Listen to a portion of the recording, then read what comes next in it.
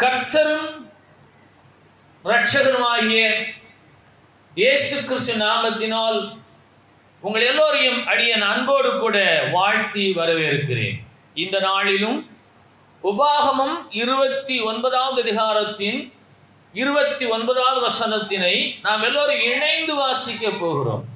மறைவானவைகள் நம்முடைய தேவனாகிய கர்த்தருக்கே உரியவைகள், வெளிப்படுத்தப்பட்டவைகளோ இந்த நியாயப்பிரமாணத்தின் வார்த்தைகளின்படியெல்லாம் செய்யும்படிக்கு நமக்கும் நம்முடைய பிள்ளைகளுக்கும் என்றென்றைக்கும் உரியவைகள். வழக்கத்தின்படியே இந்த வேத வசனத்தை ஒரு துண்டு காகிதத்திலே நீங்கள் எழுதி பார்க்க வேணும். மறைவானவைகள் முதல் வாக்கியம், நம்முடைய தேவனாகிய கர்த்தருக்கே உரியவைகள் இரண்டாவது வாக்கியம், வெளிப்படுத்தப்பட்டவைகளோ மூன்றாவது வாக்கியம், இந்த நியாயப்பிரமாணத்தின் வார்த்தைகளின்படியெல்லாம் செய்யும்படிக்கு நான்காவது வாக்கியம், நமக்கும் நம்முடைய பிள்ளைகளுக்கும் ஐந்தாவது வாக்கியம், என்றென்றைக்கும் உரியவைகள் ஆறாவது வாக்கியம். மறைவானவைகள், வெளிப்படுத்தப்பட்டவைகள், மனித ஞானத்திற்கு புலப்படாத எட்டாத, மனிதனால் அறிந்து கொள்ள முடியாத அநேக மறைபொருள் இன்றைக்கும் பூமியில இருக்கிறது. இந்த பூமியிலே இருந்து 408 கிலோமீட்டர் உயரம் வரையிலும் காற்று நிறைந்து இருக்கிறது. அங்கேதான் இன்டர்நேஷனல் ஸ்பேஸ் ஸ்டேஷன் என்று ஒரு ஆராய்ச்சி கூடம் அந்தரத்திலே தொங்கிக் கொண்டிருக்கிறது. கடந்த 20 ஆண்டுகளாக இந்த காற்று 408 கிலோமீட்டர் உயரம் மாத்திரமே இருக்கிறது. அதற்கு பின்பாக காற்று இல்லை. இந்த காற்று ஏன் பூமியிலே ஒட்டி இருக்கு என்று சொன்னால், பூமியின் மையத்தில் இருக்கக்கூடிய காந்த விசை அந்த காற்றை தன்வசமா இழுத்து வைத்து இருக்கிறது. இல்லை என்று சொன்னால் நாம் எல்லோரும் மடிந்து போவோம். சுவாச காற்று தேவனாகிய கர்த்தர் மண்ணினாலே மனுஷனை உருவாக்கி அவன் நாசிலே ஜீவ சுவாசத்தை ஊதினார். அவன் ஜீவாத்மாவானான். மனிதன் வாழ்வதற்கு, பறவைகள், விலங்குகள், மரம், செடி, கொடிகள் சகலமும் இயங்குவதற்கு காற்று அவசியம். இந்த காற்றுக்கு சொந்தக்காரர் யார்? இது ஒரு மாபெரும் மறைபொருள். நரம்பும் எலும்பும் இரத்தமும் சதையும் இசைக்கப்பட்ட மனிதனாகிய இந்த சரீரம் வாழ்வதற்கு உயிர் இரத்தம். ஆனால் அவனுக்குள்ளாக இருக்கக்கூடிய சுவாசமே அவனுக்கு உயிர். 2020 வந்த அந்த கொள்ளை நோயானது சுவாச காற்றை தடுத்து நிறுத்தக்கூடிய ஒரு வைரஸாக இருந்தது. சுவாசிக்க முடியாத நுரையீரல்கள், ஆகவே மரணம் சம்பவித்தது. சுவாச காற்று மனிதனுக்கு உயிர், இரத்தம் இந்த மாம்சத்துக்கு உயிர். சரீரத்திலே போதிய அளவு இரத்தம் இருக்கிறது. அவருடைய உடல் உறுப்புகளிலே பழுது இல்லை. அவர் வயதுக்கேற்ற எடையை உடையவராய் இருக்கிறார். இதர பல நோய்கள் எல்லாம் அவருக்கு கிடையாது. ஆனால் அவர் மரித்து போகிறார் என்று சொன்னால் அவருடைய சுவாசம் அவரிலே இல்லாமல் போகிறது. ஆகவே இந்த காற்று ஒரு மறைபொருள். அதை உணரத்தான் முடியும். அதை காண முடியாது. அந்த காற்று இருக்கிறபடியினாலே தான் நான் இப்போது பேசக்கூடிய வார்த்தை உங்களுடைய காதுகளிலே வந்து விழுகிறது. நெருப்பு ஒரு மறைபொருள். நெருப்பு பெட்டி எடுத்து அதை பொருத்தினால், உரசினால் நெருப்பு வருகிறது, உண்மைதான். ஆனால் அந்த நெருப்பு எங்கே இருந்து வருகிறது, எப்படி வருகிறது? யோசித்து பார்க்கலாமா? மனிதனுடைய சரீரத்திலே இருக்கக்கூடிய எல்லா உறுப்புகளையும் கட்டுப்படுத்தக்கூடிய ஒரு உறுப்பு மனிதனுடைய மூளை. மருத்துவ விஞ்ஞானம் எல்லா உறுப்புகளையும் சர்வசாதாரணமாக ஆராய்ச்சி செய்து ஆரோக்கியத்தை கொண்டு வருகிறது. ஆனால் மனிதனுடைய மூளையில இன்னும் ஒருவராலும் ஆராய்ச்சி செய்ய முடியாத ஒரு மறைபொருள் அதில் இருக்கிறது. மனிதனுடைய மூளையை லேசாக தொடுவார்களேயானால் அவருடைய சிந்தனைகள் எல்லாம் அழிந்து போகும், நரம்பு மண்டலங்கள் பாதிக்கப்படும், கண் பார்வை இழந்து போவான். அதில் இருக்கக்கூடிய அபார சக்தி, சிந்தனை சக்தி, ஞாபக சக்தி, யூகிக்கும் சக்தி, ஆலோசனை செய்யக்கூடிய சக்தி, சரீரத்தை கட்டுப்படுத்தக்கூடிய சக்தி எல்லாமே அதில் இருக்கிறது. இவைகளெல்லாம் மறைபொருளாக இருக்கிறது. அதே வேளையிலே இவைகளை உண்டாக்கின தேவனாகிய கர்த்தருக்கு அது மறைவாக இல்லை. அறிந்து கொள்ளுங்கள். எப்படி மரித்தார்? நன்றாக இருந்தாரே, எப்படி மரித்தார் என்று கேள்வியை கேட்டால் கடவுளுக்குத்தான் வெளிச்சம், கடவுளுக்குத்தான் தெரியும்.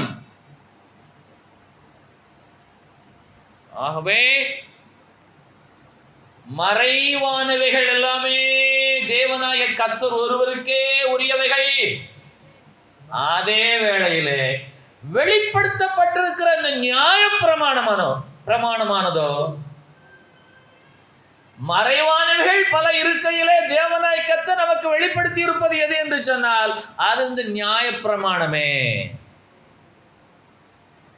மனிதனுடைய அறிவிற்கு, யோசனையை, புத்தியை, சிந்தனையை, கற்பனையை, எண்ணத்தை வெளிப்படுத்தினால்தான் மனிதன் செயல்பட முடியும். சகல கண்டுபிடிப்புகளையும் தேவனாகிய கர்த்தர் மனிதனுக்கு வெளிப்படுத்தினார். பெஞ்சமின் பிராங்கிலின் என்று ஒரு சயின்டிஸ்ட், அவர் மின்னலை பார்த்தார். மழைக்காலத்திலே இந்த மின்னலிலே இவ்வளவு பெரிய வல்லமை இருக்கு என்று சொல்லி அதிலிருந்து ஒரு சக்தி நிச்சயமாக இருக்க முடியும் என்ற எண்ணத்தை பெஞ்சமின் பிராங்கிலினுக்கு தேவனாகிய கர்த்தர் வெளிப்படுத்தினபடினாலே இன்றைக்கு மின்சாரத்தை நாம் அனுபவித்துக் கொண்டிருக்கிறோம்.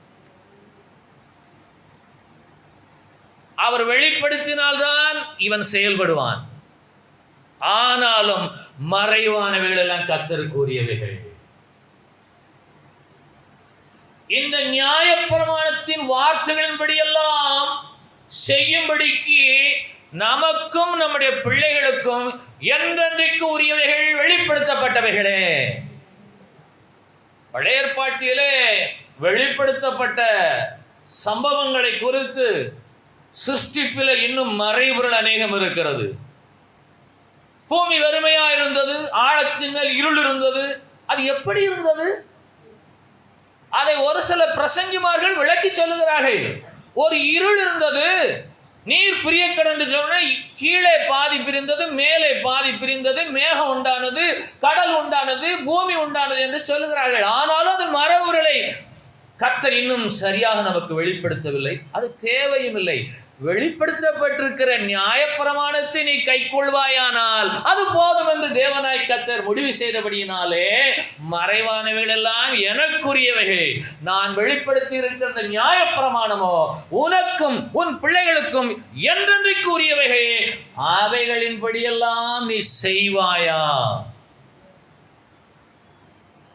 உபாகமம் 30வது அதிகாரம் 11வது வசனம், நான் இன்று உனக்கு விதிக்கிற கட்டளை உனக்கு மறைபொருளும் அல்ல, அது உனக்கு தூரமானதும் அல்ல. தேவனாகிய கர்த்தர் நமக்கு கொடுத்திருக்கிற கட்டளை, கற்பனை, நியாயப்பிரமாணமானது மறைபொருளானது அல்ல, அது தூரமானதும் அல்ல என்று கர்த்தர் நமக்கு தெளிவை கொடுக்கிறார். ஆகவே கர்த்தருடைய பிள்ளைகளாகிய நாம் லெகுவாக கடைபிடிக்கக்கூடிய, பாரம் இல்லாத, நமக்கு சமீபமா இருக்கக்கூடிய, நம்மோடு நெருக்கமாக இருக்கக்கூடிய வாழ்க்கை முறையிலே தான் அவருடைய நியாயப்பிரமாணத்தை கர்த்தர் வைத்திருக்கிறார். ஆகவே நான் கொடுத்திருக்கிற இந்த நியாயப்பிரமாணம், இந்த கட்டளை மறைபொருளே அல்ல, அதே வேளையிலே அது உனக்கு தூரமானதும் அல்ல, அது உன்னோடு நெருங்கி இருக்க வேண்டிய நியாயப்பிரமாணம். சங்கீதம் 78:6 பழைய ஏற்பாட்டிலே 718வது பக்கம், இனி பிறக்கும் பிள்ளைகளாகிய பின் சந்ததியார் அதை அறிந்து கொண்டு அவர்கள் எழும்பி தங்கள் பிள்ளைகளுக்கு அவைகளை சொல்லும்படிக்கும் என்றென்றைக்கும் நமக்கும் நம்முடைய பிள்ளைகளுக்கும் உரியவைகளே. சங்கீதம் 78:6, இனி பிறக்கும் பிள்ளைகளாகிய பின் சந்ததியார் அதை அறிந்து கொண்டு. இப்ப நியாயப்பிரமாணத்தை நாம் அறிந்திருக்கிறோம், நம்முடைய பிள்ளைகளை அறியும்படிக்கு நாம் அதை அறிந்திருக்க வேண்டும். ஆகவே இனி பிறக்கும் பிள்ளைகளாகிய பின் சந்ததியார் அதை அறிந்து கொண்டு அவர்கள் எழும்பி தங்கள் பிள்ளைகளுக்கு அவர்களை சொல்லும்படிக்கும். இனி பிறக்கும் பின் சந்ததியாருக்கு நாம் அதை சொல்லும்படிக்கும் அவர்கள் எழும்பி அவருடைய பிள்ளைகளுக்கு அவைகளை சொல்லும்படிக்கும். தேவன் மேல் 7வது வசனம், 78 சங்கீதத்தின் 7வது வசனம், தேவன் மேல் அவர்கள் தங்கள் நம்பிக்கையை வைத்து தேவனுடைய செயல்களை மறவாமல் அவர் கற்பனைகளை கைக்கொள்ளும்படிக்கும். என்றென்றைக்கு உரியவைகள் தேவன் மேல் அவர்கள் தங்கள் நம்பிக்கை வைத்து தேவனுடைய செயல்களை மறவாமல் அவர் கற்பனைகளை கைக்கொள்ளும்படிக்கும். 8வது வசனம் பிதாக்களின் நிலையை சொல்லுகிறது. இருதயத்தை செவைப்படுத்தாமலும் தேவனை உறுதியாய் பற்றி கொள்ளாமலும் இருந்த முரட்டாட்டமும் கலகம் உள்ள சந்ததியாகிய தங்கள் பிதாக்களுக்கு அவர்கள் ஒப்பாகாதபடிக்கும் இவைகளை கட்டளையிட்டார். நீங்கள் தயவு செய்து 78வது சங்கீதத்தின் 6, 7, 8 வசனங்களை உங்கள் வேத வாசிப்பு நேரத்தில் நிறுத்தி நிதானித்து யோசித்து வாசித்து பாருங்கள். பின்வரும் சந்ததி, நம்முடைய பிதாக்கள் அப்படிப்பட்டவர்களாக இல்லை, அவர்களைப் போல அவர்களுக்கு ஒப்பாகாதபடிக்கு இவைகளை தேவனாய கர்த்தர் கட்டளையிட்டார். நீதிமொழிகள் 30வது அதிகாரம் 11வது வசனம், தங்கள் தகப்பனை சபித்தும் தங்கள் தாயை ஆசீர்வதியாமலும் இருக்கிற சந்ததியாரும் உண்டு. இனி பிறக்கும் பிள்ளைகளாகிய பின் சந்ததியார் அதை அறிந்து கொண்டு அவர்கள் எழும்பி தங்கள் பிள்ளைகளுக்கு அவைகளை சொல்லவும் அவர்கள் தங்கள் தேவன் மேல் நம்பிக்கையை வைக்கவும் தேவனுடைய செயல்களை மறக்காமல் அவருடைய கற்பனைகளை கைக்கொள்ளவும் நமக்கும் நம்முடைய பிள்ளைகளுக்கும் என்றென்றைக்கு உரியவைகளாகிய நியாயப்பிரமாணம் வெளிப்படுத்தப்பட்டவையாக இருக்கிறது. அந்த நியாயப்பிரமாணம் சொல்லுகிறது, தாயையும் தகப்பனையும் கனம் பண்ணுவாயாக.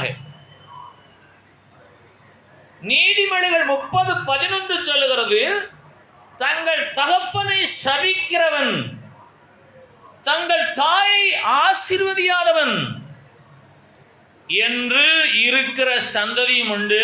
இந்த சந்ததியின் மத்தியிலே இனி பிறக்கும் பிள்ளைகளாகிய பின் சந்ததியார் பிரமாணத்தை அறிந்து கொண்டு அவர்கள் எழும்பி தங்கள் பிள்ளைகளுக்கு அவர்களை சொல்லி அவர்கள் அந்த கற்பனைகளை கைக்கொள்ளும்படிக்கு இவைகளை கட்டளையிட்டார். நியாயப்பிரமாணத்திலே முதல் கட்டளை என்ன? என்னையன்றி வேறே தேவர்கள், என்னையன்றி உனக்கு வேறே தேவர்கள் உண்டாயிருக்க வேண்டாம். என்னையன்றி உனக்கு வேறே தேவர்கள் உண்டாயிருக்க வேண்டாம். யாதொரு விக்கிரகத்தையாலும் சொருபத்தையாகலும் நீ உண்டாக்க வேண்டாம். மூணாவது என்ன சொல்லுங்க? நீங்களே சொல்லிருங்க. என் நாமத்தை வீணிலே வழங்காதிருப்பாயாக. இவங்க செய்யற தவறுக்கெல்லாம் கர்த்தரை சொன்னா அவரோட நாமத்தை வீணிலே வழங்குவது தெரியுமா? இவங்க நல்லா தப்பு பண்ணிக்குவாங்க. கர்த்தர் என்னை கைவிட்டு விட்டார், என் நாமத்தை வீணிலே வழங்காதிருப்பாயாக. இது எத்தனாவது கட்டளை? மூணாவது கட்டளை. சரி, நான்காவது கட்டளை, ஒரு ஓய்வு நாளை. பழைய ஏற்பாட்டிலே ஓய்வு நாள், புதிய ஏற்பாட்டிலே கர்த்தர் இயேசு கிறிஸ்து உயிர்த்தெழுந்த பரிசுத்த நாள். இன்றைக்கும் சிலவர் ஓய்வு நாள் ஓய்வு நாள் சொல்லிட்டு இருக்காங்க, அது தவறு. ஓய்வு நாள் பழைய ஏற்பாட்டில் இருந்தது. புதிய ஏற்பாட்டில் இயேசு கிறிஸ்து உயிர்த்தெழுந்த ஞாயிற்றுக்கிழமை காலை வேளை பரிசுத்தமான நாள், பரிசுத்தர் உயிர்த்தெழுந்த நாள். அந்த பரிசுத்த நாளை என்ன செய்ய வேணுமா? ஆசரிக்க நினைப்பாயாக. நினைக்கவாலும் செய்றீங்களா? இந்த 4 கட்டளைகளும் தேவனாகிய கர்த்தருக்குரியவைகள். ஐந்தாவது கட்டளையாகிய உன் தாயையும் உன் தகப்பனையும் கனம் பண்ணுவாயாக. தேவனாகிய கர்த்தர் தனக்குரியவைகளை எல்லாம் சொல்லிவிட்டு 4 கட்டளைகளை கொடுத்து விட்டு 5வது கட்டளையிலே அவர் மனுஷிகளாகிய நமக்கு கொடுக்கிற வார்த்தை என்ன என்று கேட்டால், உன் தாயையும் உன் தகப்பனையும் கனம் பண்ணுவாயாக. ஏன்? ஏன்? மாதா பிதா குரு தெய்வம் தமிழில் சொல்லப்படுகிற வாக்கியம். இந்த மாதாதான் பிதா யார் என்று காட்டுகிறவர். ஒரு தாய்க்குத்தான் தெரியும் இந்த பிள்ளைக்கு தகப்பன் யார் என்று. மாதா பிதா குரு, ஆசிரியன் ஆசான் போதகனிடத்தில் அழைத்து செல்கிறவர்கள் தாயும் தகப்பனும். அப்ப மாதா பிதா குரு தெய்வம். தமிழ் உலகளாவிய இலக்கிய மொழி, தத்துவம் நிறைந்தது. அந்த மாதாவையும் பிதாவையும் தகப்பனையும் தாயையும் கனம் பண்ணு என்று கர்த்தர் சொல்ல காரணம் என்ன என்று கேட்டால், அந்த தகப்பனும் தாயும் தான் களவு செய்யாதே, விபச்சாரம் செய்யாதே, பொய்ச்சாட்சி சொல்லாதே, பிறனுக்குண்டான யாதொன்று இச்சியாதே என்று சொல்லி இவனை நியாயப்பிரமாணத்திலே நடத்துகிறவர்களாய் இருக்கிறபடியினாலே முதலாவது என்னை நீ தொழுது கொள்ளுகிறாய், என்னை என்று உனக்கு வேற தேவர்கள் இல்லை, நல்லதுதான். அதே வேளையிலே வேற உருவ வழிபாடு நீ செய்யவில்லை, என்னை மதிக்கிறாய், என் நாமத்தை வீடிலே நீ வழங்குவதில்லை, தேவாலயம் கூடுகிற நீ உன்னை பெற்ற தகப்பனையும் தாயையும் எந்த நிலையில வைத்திருக்கிறாய் என்று 5வது பிரமாணம் கேட்கிறது. ஆகவே கர்த்தர் நியாயாதிபதி. அவர் நீதியுள்ள நியாயாதிபதி, அவர் சர்வ ஞானி, அனந்த ஞானம் உள்ளவர். அவர் மனிதனை கனப்படுத்துகிற விதத்தை பாருங்கள். 4 வாக்கியங்களில் என்னை பணிந்து கொள் என்று தன்னை குறித்து கட்டளை கொடுத்த தேவனாய் கர்த்தர் மனிதனையும் மனுஷனையும் கனப்படுத்தும்படியா சொல்லுகிறார், உன் தகப்பனையும் தாயையும் கனம் பண்ணுவாயாக. Which is your motherland? நீங்கள் வெளிநாட்டுக்கு சென்றால் அங்கே கேட்கப்படுகிற முதல் கேள்வி, which is your motherland? உடைய தாய் நாடு எது? What is your mother tongue? இந்த தாய் மொழி எது? நர்சரிக்கு சென்றால் நர்சரியில் சொல்லுவார்கள், இந்த பிளான்ட் மதர் பிளான்ட். ஏன் மதர் பிளான்ட் என்று சொன்னால், அதிலிருந்து நாங்கள் ஒட்டுக்கட்டி அநேக கன்றுகளை எடுத்துக்கொண்டே இருக்கிறோம். அது மதர் பிளான்ட். ஆகவே தன் தகப்பனையும் தாயையும் கனம் பண்ண வேண்டும் என்று கர்த்தர் 5வது கட்டளையை கொடுத்திருக்கிறார், கற்பனையை கொடுத்திருக்கிறார். ஏன் என்று கேட்டால், நீதிமொழிகள் 30:11, தங்கள் தகப்பனை சபிக்கிறவர்கள் தங்கள் தாயை ஆசீர்வதிக்க மறுக்கிற சந்ததியாரும் உண்டு, இனி பிறக்கும் பிள்ளைகளாக பின் சந்ததியார் அப்படி இருக்கலாகாது. சங்கீதம் 78:6, இனி பிறக்கும் பிள்ளைகளாக பின் சந்ததியார். உங்களுடைய பிள்ளைகளை தான் என்ன செய்ய வேணும்? நியாயப்பிரமாணத்தை அறிந்திருக்க வேண்டும், அந்த நியாயப்பிரமாணத்தை கை கொள்ள வேண்டும். அதற்கென்று தேவனாய் கர்த்தர் இந்த கட்டளைகளை கொடுத்திருக்கிறார் என்று சங்கீதம் 78:8 வசனம் சொல்லுகிறபடினாலே, தகப்பனையும் தாயையும் கனம் பண்ணாத ஒரு கிறிஸ்தவன் இருப்பானேயானால் அவன் வேதத்திற்கு புறம்பானவன். ஆகவே எபேசியர் 6வது அதிகாரம் 3வது வசனம், புதிய ஏற்பாட்டில் 269வது பக்கம், உன் தகப்பனையும் உன் தாயையும் கனம் பண்ணுவாயாக என்பதே வாக்கு தத்தமுள்ள முதலாம் கற்பனையாக இருக்கிறது. அற்புதமான வசனம். வாக்கு தத்தங்களை தேடி ஜனங்கள் அலைகிறார்கள். வேதம் தரக்கூடிய வாக்கு தத்த வசனம் எது என்று சொன்னால், உன் தகப்பனையும் உன் தாயையும் கனம் பண்ணுவாயாக. இதுதான் வாக்கு தத்தமுள்ள முதலாம் கற்பனை. புதிய ஏற்பாட்டின்படி தேவனாகிய கர்த்தர் கொடுத்த முதலாவது கற்பனை, என்னையன்றி உனக்கு வேற தேவன் உண்டாயிருக்க வேணாம். ஆனால் புதிய ஏற்பாட்டில் சொல்லப்படக்கூடிய வாக்கு தத்தமுள்ள முதலாம் கற்பனை என்ன என்று கேட்டால், உன் தகப்பனையும் உன் தாயையும் கனம் பண்ணுவாயாக. ஆகவே உபாகமம் 11வது அதிகாரம் 20வது வசனம், பக்கம் பழைய ஏற்பாட்டிலே 239வது பக்கம், அவைகளை உங்கள் பிள்ளைகளுக்கு உபதேசித்து நீங்கள் உங்கள் வீட்டில் உட்கார்ந்து இருக்கிற போதும், வழியிலே நடக்கிற போதும், படுத்துக் கொள்ளுகிற போதும், எழுந்திருக்கிற போதும் அவைகளை குறித்து பேசுவீர்களாக. எவைகளை குறித்து? நியாயப்பிரமாணத்தை குறித்து பேசுவீர்களாக. உங்கள் தகப்பனையும் உங்கள் தாயையும் நீ கனம் பண்ணுவாயாக. அவர் என்று உனக்கு வேற தேவன் உண்டாயிருக்க வேண்டாம்.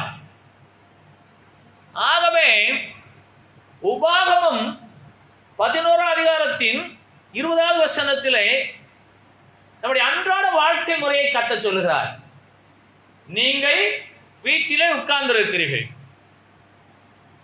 வீட்டிலிருந்து வெளியிலே பிரயாணமாகிறீர்கள், மறுபடியும் வீட்டிலே வந்து படுத்துக் கொள்ளுகிறீர்கள், மறுபடி படுக்கையிலிருந்து எழுந்திருக்கிறீர்கள். இந்த எல்லா சூழ்நிலைகளிலும் அவைகளை குறித்து பேசுவீர்களாக என்று சொன்னால் அவைகள் என்ன சொல்லுகிறது? அவரை என்று எனக்கு வேற தெய்வம் இல்லை, அவரை நான் தொழுது கொள்ளுவேன், என் தாயும் தகப்பனையும் கனம் பண்ணுவேன், நான் களவு செய்ய மாட்டேன், வேற எந்த கட்ட காரியங்களில் ஈடுபட மாட்டேன், பொய் சொல்ல மாட்டேன், பிறனுக்குண்டான யாதொன்றையும் இச்சிக்க மாட்டேன். இவைகளை நீங்கள் உங்கள் வீட்டில் உட்கார்ந்து இருக்கிற போதும், வெளியிலே பிரயாணப்படுகிற போதும், படுத்துக் கொள்ளுகிற போதும், படுக்கையிலிருந்து எழுந்திருக்கிற போதும் உங்கள் பிள்ளைகளுக்கு, பின்வரும் சந்ததியாய் உங்கள் பிள்ளைகளுக்கு கருத்தாய் போதிப்பீர்களாக. ஏன்? பிள்ளைகளை சத்தியத்தில் நடக்கக்கூடிய ஒரே ஒரு இடம் கவனியுங்கள். பிறனுக்குண்டான யாதொன்றையும் இச்சியாதிருக்கும்படிக்கு உங்கள் பிள்ளைகளை நீங்கள் நடத்துவீர்களேயானால், அவன் தேவனாய கர்த்தர் மேல நம்பிக்கை வைப்பானேயானால், அதற்கு இடைப்பட்ட எல்லா அம்சங்களும் அந்த நியாய பிரமாணங்களும் அவருடைய வாழ்க்கையில் நிச்சயமாய் நிறைவேறும். அதை போதிக்க வேண்டிய பொறுப்பு பின்வரும் சந்ததியாகிய உங்களிடத்திலே இருக்கிறது. ஆகவே பிள்ளைகளை பெற்றெடுக்கிற பெற்றோர்கள் பிள்ளைகளை நல்வழிப்படுத்தவில்லை என்று சொன்னால், 78வது சங்கீதத்தின் 8வது வசனம் சொல்லுகிறது, இருதயத்தை செவைப்படுத்தாத தாய் தகப்பன்மார். இந்த வசனத்திற்கு நீங்கள் தப்பிக்கொள்ளவே முடியாது. சங்கீதம் 78ன் 8வது வசனம், இருதயத்தை செவ்வைப்படுத்தாத பிதா, தேவனை உறுதியாய் பற்றி கொள்ளாத பிதா, முரட்டாட்டமும் கலகமுள்ள சந்ததியின் பிதா, அவர்களுக்கு ஒப்பாகாதபடிக்கு இவைகளை கேட்கிற நீங்கள் இவைகளை கை கொள்ளும்படியாய் தேவனாய கர்த்தர் கட்டளை இட்டிருக்கிறார். ஆவியில நிறைவாங்க, அந்நிய பாஷையெல்லாம் பேசுவாங்க, பரிசுத்தவானை போல காணப்படுவார்கள். ஆனால் தாய் தகப்பனோடு அவர்களுக்கு அன்பு இருக்காது, உறவு இருக்காது, ஐக்கியம் இருக்காது, கவனிப்பு இருக்காது. கிறிஸ்தவர்கள் அப்படி இருக்கலாகாது. எனவே இனி பிறக்கும் பிள்ளைகளாகிய உங்கள் சந்ததியினர் உங்களை கனப்படுத்தும்படியாக தேவனாகிய கர்த்தர் தன்னை குறித்து கொடுக்கப்பட்ட 4 கட்டளைக்கு அடுத்தபடியாக 5வது கட்டளையாக, உன் தகப்பனையும் தாயை நீ கனம் பண்ணுவாயாக என்று சொல்லி தகப்பனையும் தாயையும் உயர்ந்த இடத்திலே கர்த்தர் வைக்கிறார். ஒன்றை கவனியுங்கள், திருமணமாகி 30 ஆண்டுகள் ஆனாலும் குழந்தைகள் இல்லை என்று சொன்னால் அவர்கள் என்றைக்குமே கணவனும் மனைவிதான். அவர்கள் தாயும் தகப்பனும் கிடையவே கிடையாது. அந்த அந்தஸ்தை கொடுக்கிறவர் யார்? ஆகவே உன் தகப்பனையும் தாயையும் கனம் பண்ணு என்று கர்த்தர் சொல்கிறார். உன் கணவனையும் மனைவியும் கனம் பண்ணு என்று சொல்லவில்லை. கணவன் மனைவியானவர்கள் தாயும் தகப்பனும் ஆகும் பொழுது பின்வரும் சந்ததிக்கு பொறுப்பாளிகளாகிறார்கள். ஆகவே இன்றைக்கு சபை கூடுகிறீர்கள், கர்த்தரை தொழுது கொள்ளுகிறீர்கள், ஆவியில நிரம்புகிறீர்கள், அந்நிய பாஷை பேசுகிறீர்கள், இவைகளெல்லாம் தேவனாய் கர்த்தருக்குரியவைகள் என்று ஏற்றுக்கொள்ளுவோம் வேத வசனத்தின்படி. ஆனால் பூமிக்குரிய உன்னை பெற்றெடுத்த உன் தாயின் தகப்பனை எவ்வளவாய் கனம் பண்ணுகிறாய்? நல்ல வேளை எனக்கு தாய் தகப்பன் இல்லை, அவர்கள் கடந்து போனார்கள் என்று சொன்னால், எனக்கு அப்பா அம்மா கிடையாது. அப்பா அம்மா உங்களை ஈன்றெடுத்த தாயும் தகப்பனும் கடந்து போயிருக்கலாம். ஆனால் கணவனாகி உனக்கு இருக்கக்கூடிய மனைவியே உன் தாயும் தகப்பனும். உயிரோடு இருக்கக்கூடிய மனைவியே உனக்கு தாயும் தகப்பனும், உயிரோடு இருக்கக்கூடிய கணவனே உனக்கு தாயும் தகப்பனும். ஏன் என்று கேட்டால், உன்னை பெற்றெடுத்து வளர்த்து அவர்கள் செவ்வாய்ப்படுத்தாமல் நல்வழிப்படுத்தாமல் கலகமும் முரட்டாட்டம் உள்ளவர்களுமாய் கடந்து போனார்களே, சங்கீதம் 78:8 இருக்கிற நீங்களும் என்றால் தாயும் தகப்பனையும் கணம் பண்ணுங்கள் என்று சொன்னால், சரீர பிரகாரமான தாயும் தகப்பனும் கடந்து போனார்கள். ஆனால் கணவனும் மனைவியுமாகிய நீங்கள் ஒருவருக்கொருவர் தாய் தகப்பன் என்பதை உணர்ந்து கொள்ளுங்கள். எப்படி என்றால், கணவன் பலவீனமாகி போனார், படுத்த படுக்கையாக இருக்கிறார். அவரை பராமரிக்கக்கூடிய தாய் யார்? மனைவியானவள். அவருடைய கழிவுகளை அகற்றக்கூடியவள் யார்? மனைவியாகிய தாய். மனைவிக்கு பலவீனம், மனைவியை யார் தொட்டு தூக்க முடியும்? ஒருவரும் இல்லை. நான் சிவகாசியிலே பணிபுரியிலே ராஜஸ்தானில் இருந்து ஒரு கை குழந்தையோடு ஒரு தொழில் அதிபர் வந்திருந்தார். தன் மனைவி, கை குழந்தை, அவர் மாத்திரம். அவர் மனைவிக்கு உடல்நிலை சரியில்லை. ஒரு 22 மாடிப்படிகள் அமைந்த ஒரு வீட்டிலே பிள்ளையை இடுக்கிக் கொண்டு மனைவியை தோளில் போட்டுக்கொண்டு அங்கிருந்து இறங்கி வந்தார். உடல்நிலை அந்த மனைவிக்கு சரியில்லை என்று சொல்லி நான் நின்று பார்த்து கொண்டே இருந்தேன். ஆட்டோ என்று கத்திக்கொண்டுதான் நான் சென்று ஒரு ஆட்டோவை அழைத்து வந்து அதில் அமர்த்தி சென்றேன். அந்த மனிதனுடைய நிலை அன்றைக்கு எப்படி இருந்திருக்கும்? ஒரு கையிலே குழந்தை, ஒரு தோளிலே மனைவி, உடல்நிலை சரியில்லை, வெளி மாநிலத்தார், மொழி தெரியாது, உறவினர் கிடையாது. ஆகவே உயிரோடு இருக்கக்கூடிய நாம் கர்த்தராகிய தேவனை தொழுது கொள்கிறோம், அவரை ஆராதிக்கிறோம். அவர் என்று வேற தேவனை சேவிக்கவில்லை. அதோடு அவர் நின்று விடாதபடிக்கு என்னை சேவிக்கிற நீ உன் தாயையும் தகப்பனையும் கனம் பண்ண வேண்டும் என்று 5வது கட்டளையாக தேவனாய் கர்த்தர் மனிதனுக்குரியவைகளை கொடுத்திருக்கிறார். அவன்தான் பொய் சொல்ல வேண்டாம் என்று சொல்லுகிறவன், அவள் தான் களவு செய்யாது என்று சொல்லுகிறவள், அவள் தான் விபச்சாரம் செய்யாது என்று சொல்லுகிறவள், அவள் தான் பிறனுக்குண்டான யாவதும் இச்சியாதிருப்பாயா என்று சொல்லுகிறவள். ஆனபடினாலே ஆவிக்குரிய கூட்டத்தாராகிய நாம் யாவரும் தேவனாய் கர்த்தரை தொழுது கொள்கிறோம், ஆவியிலே நிரம்புகிறோம். ஆனால் என்னை ஈண்டெடுத்த தாய், என்னை பெற்றெடுத்த தகப்பன் எங்கே இருக்கிறான், அவன் நிலை என்ன என்று ஒரு கேள்வியை கேட்டால் அதற்கு நீங்கள் சொல்லக்கூடிய பதிலை பரலோகம் அங்கீகரிக்க வேண்டும், நியாயப்பிரமாணம் ஏற்றுக்கொள்ள வேண்டும்.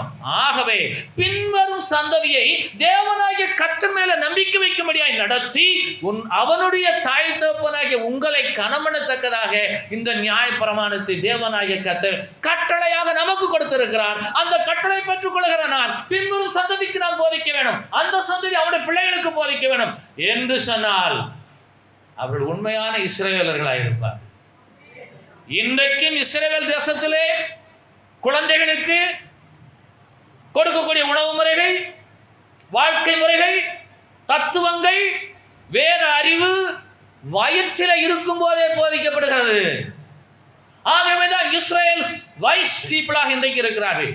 இஸ்ரேலினை யாரும் அடிக்க முடியாததுக்கு காரணம் தேவனாகிய கர்த்தர் கொடுத்த கற்பனைகளை, கட்டளைகளை, நியமங்களை, பிரமாணங்களை இன்றைக்கும் கைக்கொள்கிற குடும்பத்தாராக இருக்கிறார்கள். அவருடைய பிள்ளைகள் எல்லாம் ஆரோக்கியமுடையவர்களாக இருக்கிறார்கள். காரணம் என்ன?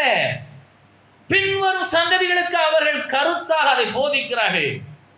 சபை கூடலாம், ஆடலாம், பாடலாம், துதிக்கலாம், கொடுக்கலாம், புசிக்கலாம். ஆனால் தாய் தகப்பனை கனம் பண்ணக்கூடிய பின்வரும் சந்ததியினரை உருவாக்க வேண்டிய பொறுப்பு உங்களுடைய கருத்தில் இருக்கிறதை உணர்ந்து கொள்ளத்தக்கதாக கடந்து வந்த வசனங்கள் எல்லாம் நம்மை பக்குவப்படுத்துகிறது.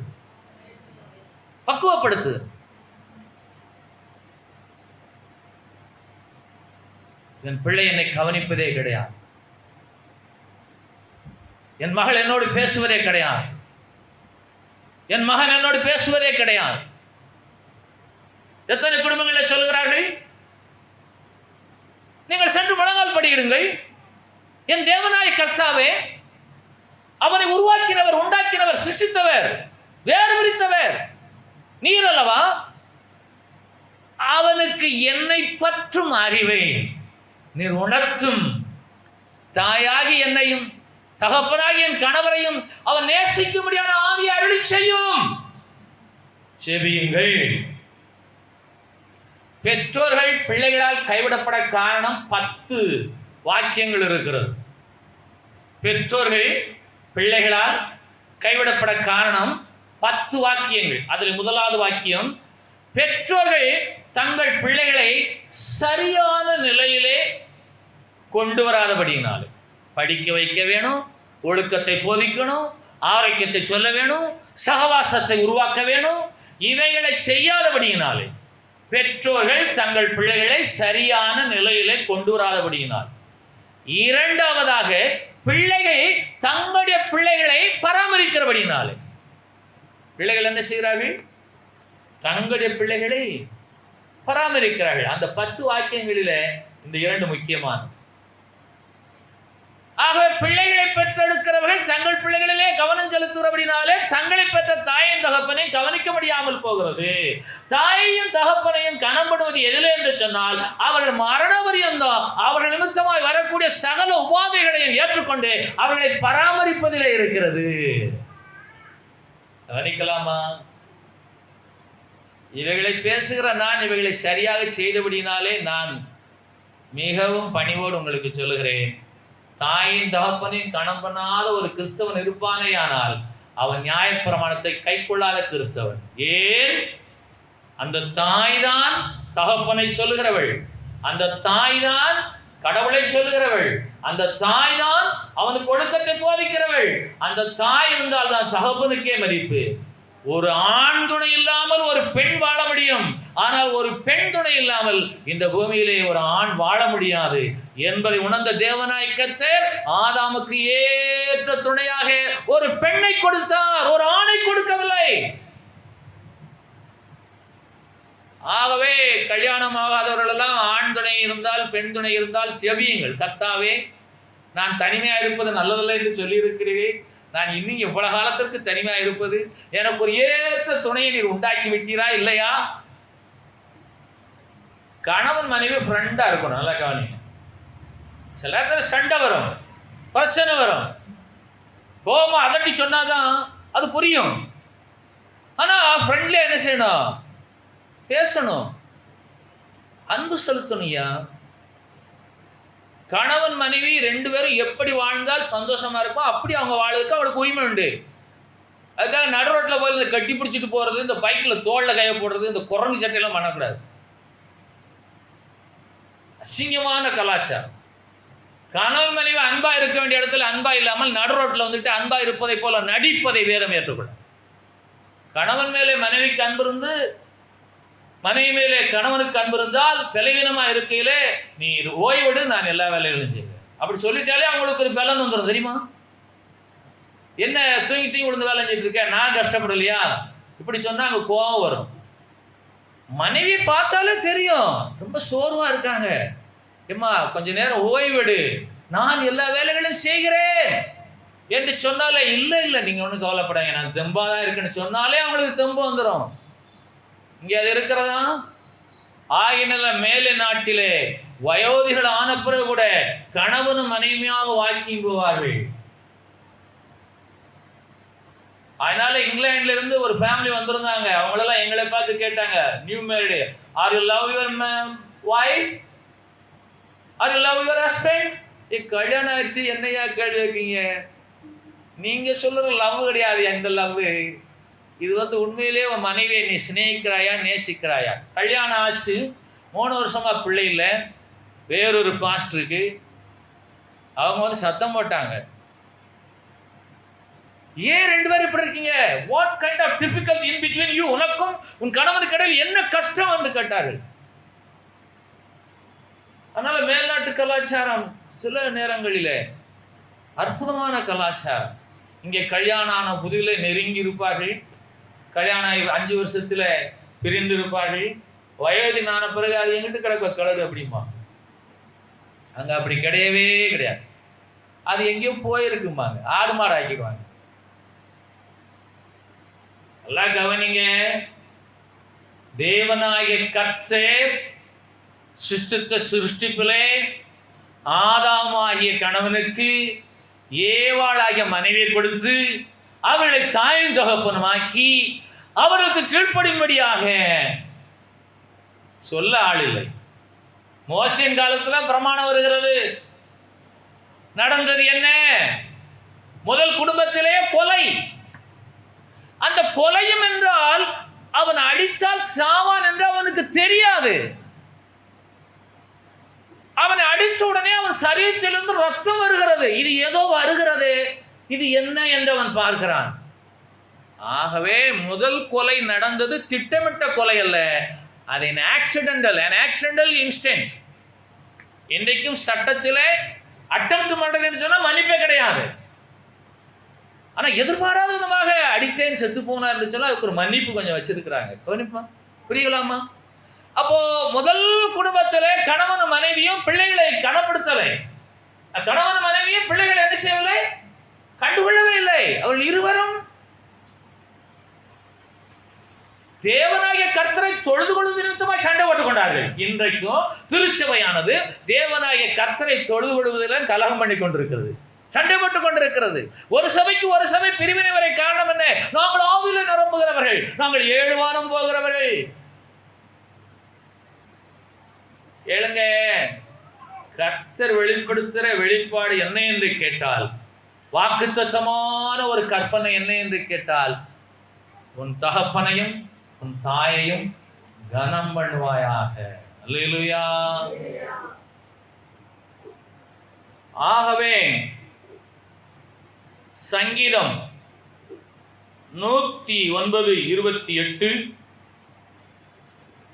பழைய ஏற்பாட்டில் 741 பக்கம், அவர்கள் சபித்தாலும் நீர் ஆசீர்வதியும். அற்புதமான ஒரு வாக்கியம். அவர்கள் சபித்தாலும் நீர் ஆசீர்வதியும், அவர்கள் எழும்பினாலும் வெட்கப்பட்டு போவார்களாக. உமது அடியேனோ மகிழ கடவே. இன்றைக்கு ஒருவேளை தகப்பனும் தாயுமாகிய உங்களை மதிக்காத பிள்ளைகள் இருப்பார்களேயானால், நீங்கள் இந்த சங்கீதம் 109:28 வசனத்தை சொல்லுங்கள். அவர்கள் எங்களை ஆசீர்வதிக்கவில்லை, என் பிள்ளையும் என்னை கைவிட்டு விட்டான், என் மகள் என்னை கைவிட்டு விட்டாள், அவர்கள் என்னை சபித்தாலும் நீர் என்னை ஆசீர்வதியும், அவர்கள் எழும்பினாலும் வெட்கப்பட்டு போவார்களாக. உமது அடியேனோ மகிழ கடவன். எல்லாரும் மகிழ்ச்சியா இருக்கீங்களா? ஏனென்று கேட்டால், பிள்ளையை பெற்று வளர்த்து அவன் தாயின் தகப்பனை பிரிந்து தூரமாக இருக்கிறான், விசாரிக்க ஆள் இல்லை. ஒரு சமயம் திருப்பூரிலே நான் பணியில் இருக்கையில் ரெலிப்ஷன் வழியாகத்தான் செல்ல வேண்டும், ஒரு வழி கிடையாது. அப்படி செல்லும்போது ஒரு வயோதிகர் அவருடைய வாக்கிங் ஸ்டிக்கை தண்டவாளத்துக்கு இடையில மாட்டிடுச்சு. வாக்கிங் ஸ்டிக் இல்லாமல் அவரும் நடக்க முடியாது. அவர் அந்த பக்கம் இந்த பக்கம் போக முடியாமல் தள்ளாடிக்கிட்டு இருந்தார். நான் வேகமாக போனேன், ரொம்ப பிடுங்கி அவரை தள்ளி பிளாட்ஃபார்மில் கொண்டு வந்து, ஐயா உங்கள் பிள்ளைகள் எல்லாம் இல்லையா உங்களுக்குன்னு? எல்லா பிள்ளைங்களும் இருக்காங்க, எல்லாம் அமெரிக்காவில் இருக்காங்க. எனக்கு போதிய பணம் இருக்கு, ஆனால் ஒரு டீ வாங்கி கொடுக்க என் பிள்ளை இல்லை. அவர்கள் எழுப்பினால் வெட்கப்பட்டு போவார்களாக. உமது அடியேனோ மகிழ கடவேன் என்று சொன்னால், என்னை பராமரிக்க தேவனாகிய கர்த்தர் என்னோடு கூட இருக்கிறார் என்ற விசுவாசமே இன்றைக்கு இருக்கிற தகப்பனும் தாயுமாகிய உங்களுக்கு கொடுக்கப்படுகிற ஆசீர்வாதமான வாக்குத்தத்தம் சங்கீதம் 109:28. ஆகவே தகப்பனுடைய துக்கத்திற்கு கூட வர முடியாத பிள்ளைகள் இந்த நாட்களில் இருக்கிறார்கள். காரணம் உலக வாழ்வு. ஒரு தாய் மரித்து போனார்கள், மிகவும் வேண்டியவர்கள். நாங்கள் மிகுந்த கர்சனையோடு அந்த வீட்டுக்கு போகிறோம். அங்கே போனால் நடு அறையிலே, மெயின் ஹாலிலே தாயின் சரீரம் மாத்திரம் வைக்கப்பட்ட அனாதையாக அமர்ந்திருக்கிறது. நாங்கள் இருவரும் சேர்ந்து சற்று நின்று கொண்டே இருந்தோம். அதற்கு பின்பாகத்தால் பெற்ற மகனும் மருமகளும் பேர பிள்ளைகளும் மாடர்ன் டிரெஸ்ஸில் தலையை விரித்து போட்டுக்கொண்டு, சாயத்தை பூசிக்கொண்டு, காதுகளில் வளையங்களை தொங்கப்பட்டுக் கொண்டு ஆட்டிக்கொண்டு நின்றார்கள். பின்வரும் சந்ததி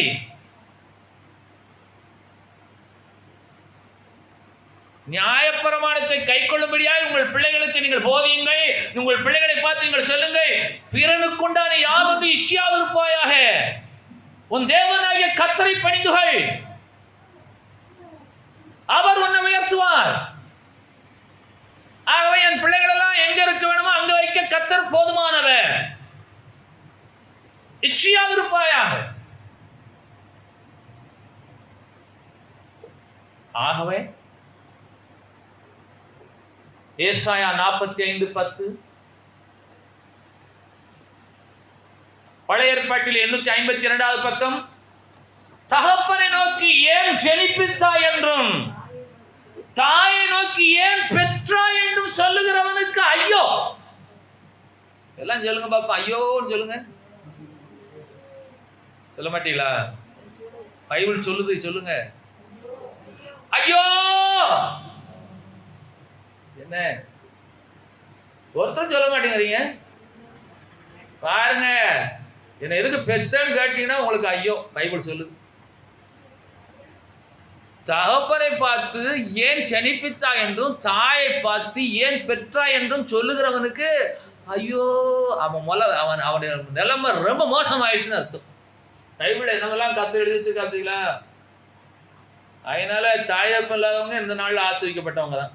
நீங்க தாய் தப்பன் இல்லை, நீ முன் வரிசையில் 2 பேருக்கு தாய் தப்பன் இல்லை, பின் வரிசையில் தாய் தப்பன் இருக்காங்க, அதுக்கடுத்த வரிசையில் தாய் தப்பன் இருக்காங்க. தாய் தப்பனை கணவன் என்று சொன்னால் தாய் தகப்பன் முடியாத நேரத்தில் மருத்துவம் சொல்லுகிறது, விஞ்ஞானம் சொல்லுகிறது, வயோதிகம் ஆக ஆக அவருடைய கண் பார்வை மங்கும், அவருடைய மூளை ஒரு பகுதி சாகும், மூளை சாவு, மெமரி எல்லாம் விட்டு போகும். ஒரு தான் சாப்பிடணும் சார்னா கொடுங்க, அவரை கடிஞ்சு பேசக்கூடாது, அவர் மனசு புண்படக்கூடாது. இப்படியெல்லாம் பராமரிப்பதற்கு தாயின் தகப்பன் ஒத்துழைக்கும்படியான ஆவியை கர்த்தர் அருளி செய்யும்படியாய் தாய் தகப்பனுக்காக ஜெபம் பண்ணுகிறவனே, தாய் தகப்பனை கனம் பண்ணுகிறவன். ஜெபம் பண்ணுங்க. நம்ம பிள்ளைகளெல்லாம் நம்ம சொல்லு கேட்கணும். ஆனா பின்வரும் சந்ததி கிறிஸ்தவ சந்ததியாய் மாறுபடிக்கு சங்கீதம் 78:6 சொல்லுகிறது, இனி பிறக்கும் பிள்ளைகளாகிய பின் சந்ததியாக அறிந்து கொண்டு அவர்களிலிருந்து தங்கள் பிள்ளைகளுக்கு அவைகளை சொல்லும்படிக்கு தேவன் மேல் அவர்கள் தங்கள் நம்பிக்கை வைத்து தேவனுடைய செயல்களை மறவாமல் அவர் கற்பனையை கை கொள்ளும்படிக்கும் அவைகளை செய்யுங்கள் என்று கர்த்தர் சொல்கிறார். தேவனாகிய கர்த்தர் மேலே தமிழிலே ஒரு வாக்கியம் இருக்கிறது, ஈசனை நினையா நீசன் வாழ். ஈசனை நினையா நீசன் வாழ். நீசப்பயல், தேவன் மேல் நம்பிக்கை இல்லாதவன், கடவுள் பற்றி இல்லாதவன் ஏன் என்னை பெற்றாய், நான் பெற சொன்னேன், நீ பெற்ற கடமைக்கு நீ செய் என்று சொன்னால் அவனுக்கு ஐயோ. ஆகவே அன்னையும் பிதாவும் முன்னறி தெய்வம். முன்னறி தெய்வம் என்று சொன்னால் உன் கண்களுக்கு முன்பாக காண்கிற தெய்வம் என்று அர்த்தம். நீ அறிகிற முதல் தெய்வம். அதனால பிள்ளையை பெற்று அவனை பெரியவனாக்கி அவனை வளர்த்து அவனை தேவ பயத்திலே நடத்தும்படிக்கு, தேவ நம்பிக்கை அவன் காணப்படும்படிக்கு இந்த நியாயப்பிரமானது உங்களுக்கு வெளிப்படுத்தப்பட்டிருக்கிறது. 2 கொரிந்தியர் 5:10 புதிய ஏற்பாட்டில் 248 பக்கம். ஏனென்றால் சரீரத்தில் அவனவன் செய்த நன்மைக்காவது தீமைக்காவது தக்க பலனை அடையும்படிக்கு நாம் எல்லாரும் கிறிஸ்துவின் நியாயாசனத்துக்கு முன்பாக வெளிப்பட வேண்டும் என்பதற்காகவே இந்த நியாயப்பிரமாணத்தை தேவனாய் கர்த்தர் வெளிப்படுத்தி இருக்கிறார்.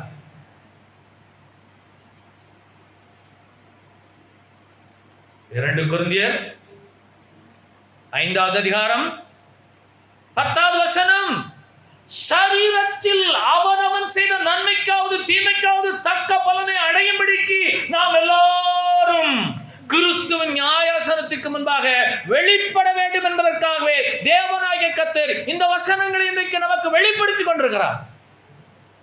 தப்பிக்க முடியுமா? அதனால் என் தகப்பனின் தாயை நான் கனம் பண்ணவில்லை, இயேசுவே என்னை மன்னியும் என்று சொன்னால் மன்னிப்பு உண்டு, மனம் திரும்ப வாய்ப்பு உண்டு. என் தகப்பனும் தாய் என்னை விட்டு போய்விட்டார்கள், ஆனால் என் தாயாக என் மனைவியை நான் நேசிக்கிறேன், என் தகப்பனாக என் கணவரை நான் நேசிக்கிறேன். அவனவன் சரீரத்தில் செய்த நன்மைக்காவது தீமைக்காவது தக்க பலனை அடைவான் என்று 2 கொரிந்தியர் 5:10 சொல்லுகிறது. எபிரேயர் 4:13 புதிய ஏற்பாட்டில் 301 பக்கம். அவர் பார்வைக்கு மறைவான சிருஷ்டி ஒன்றுமில்லை, சகலமும் அவருடைய கண்களுக்கு முன்பாக வெளியரங்கமாயிருக்கிறது, அவருக்கே நாம் கணக்கு ஒப்புவிக்க வேண்டும். சரியா?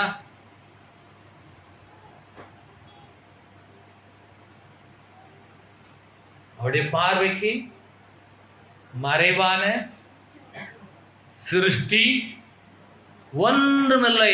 ஆகவேதான் மறைவானவர்கள் நம்முடைய தேவனாய் கர்த்தருக்கே உரியவர்கள் என்று சொன்னால் மறைவாக களவு செய்கிறவர்கள், மறைவாக திருத்தனமான சோழிகளை பார்க்கிறவர்கள், மறைவாக குற்றங்களை செய்கிறவர்கள், அவர்கள் ஒருவரும் அவருடைய பார்வைக்கு மறைவா இல்லை.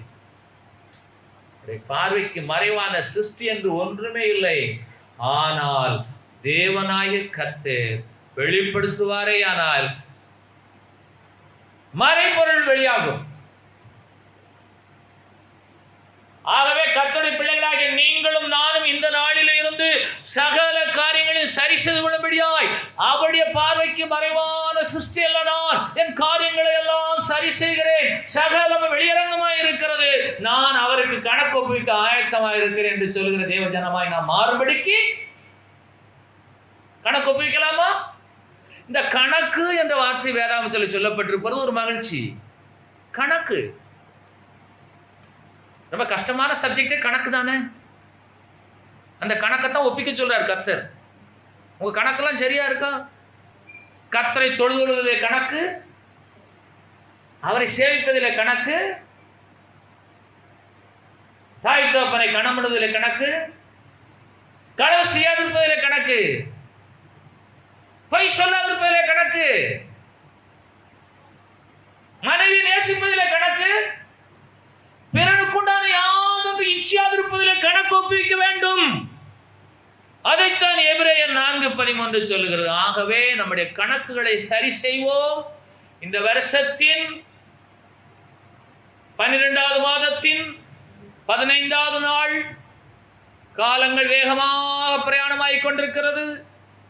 நீங்கள் அவரிடத்திலே போய் சொல்லுங்கள், என் இயேசுவே, என் கணக்குகளை நான் ஒப்பிக்க என்னை சரிபடுத்தும்.